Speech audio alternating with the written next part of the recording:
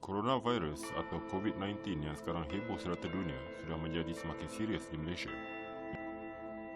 Wabak ini sangat berbahaya kerana ia telah menjangkiti, sehingga masa video ini dibuat, lebih 220,000 kes dan hampir 9,000 kematian seluruh dunia.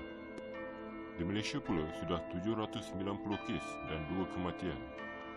Wabak ini merebak dengan cepat kerana ia berjangkit dengan mudah. Contohnya, jika seseorang dijangkiti virus COVID ini, dia boleh menyebabkan orang lain dijangkiti virus ini juga. Jumlah pesakit boleh berganda dengan sangat cepat. Contohnya, kalau seorang pesakit boleh menyebabkan 6 orang lain berjangkit dalam masa 2 hari, dan setiap orang yang dijangkiti itu juga menjangkiti 6 orang lain setiap 2 hari, boleh menjadikan jumlah 216 orang dalam masa 4 hari saja.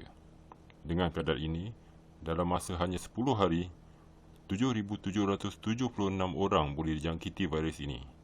Inilah yang akan terjadi sekiranya tiada sebarang tindakan diambil. Peningkatan mendadak ini dapat dilihat dalam kes di Itali. Adakah Malaysia akan turut menerima nasib yang sama? Kerajaan Malaysia sudah pun mengambil langkah yang drastik untuk membendung penyebaran wabak ini dengan menghalang kemasukan dari luar, menghalang orang Malaysia untuk keluar dan juga kawalan pergerakan di dalam negara. Malangnya, ada juga di antara rakyat Malaysia yang masih degil.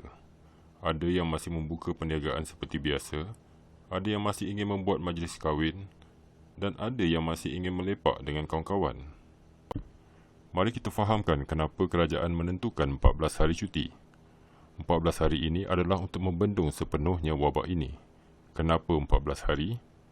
Penjelasannya begini. Jika seseorang dijangkiti dengan virus ini, ia tidak semestinya terus menampakkan kesan atau simptom. Tetapi kesannya akan dapat dilihat maksimum 14 hari atau sebelum. Sekiranya setelah 14 hari tiada kesan dilihat, maka orang itu tidak dijangkiti. Maka 14 hari itu adalah untuk memutuskan rantai penularan wabak ini.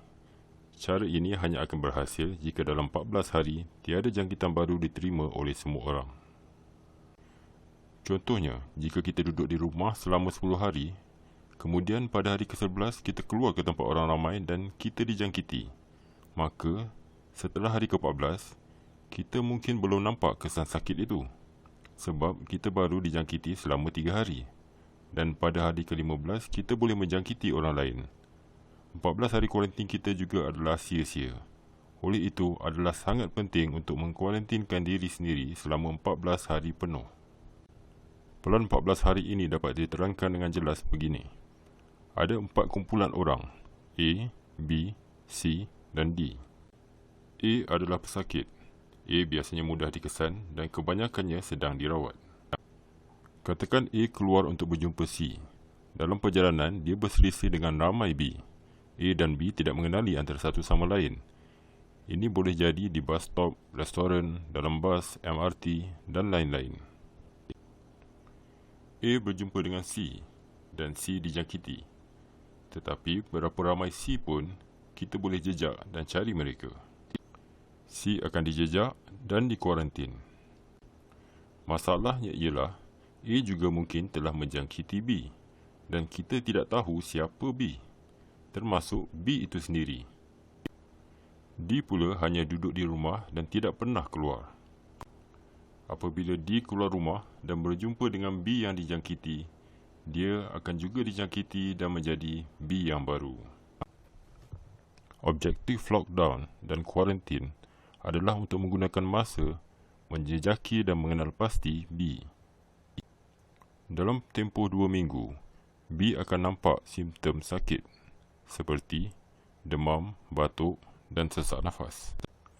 Dengan cara ini, kita dapat mencari B, mengkuarantin dan memberikan dia rawatan, menghapus dan mengurangkan kumpulan B2, menghalang penyebaran virus ke orang baru. Mungkin juga ramai tidak serius dalam penghadan pergerakan ini kerana mereka tidak nampak kesannya. Virus ini tidak kelihatan dan kesannya bukan serta-merta. Pelbagai alasan diberikan.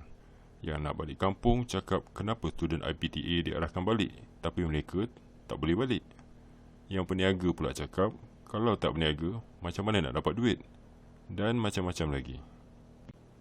Jika kuarantin 14 hari ini gagal disebabkan segelintir masyarakat Malaysia ini, kemungkinan besar kita perlu mulakan sekali lagi kuarantin 14 hari ini. Lagilah merugikan peniaga dan mereka yang terpaksa cuti tanpa gaji. Atau, kalau keadaan dah serius, terpaksa pula tentera digunakan dan kita langsung tak boleh keluar rumah. Adakah ini yang kita mahukan?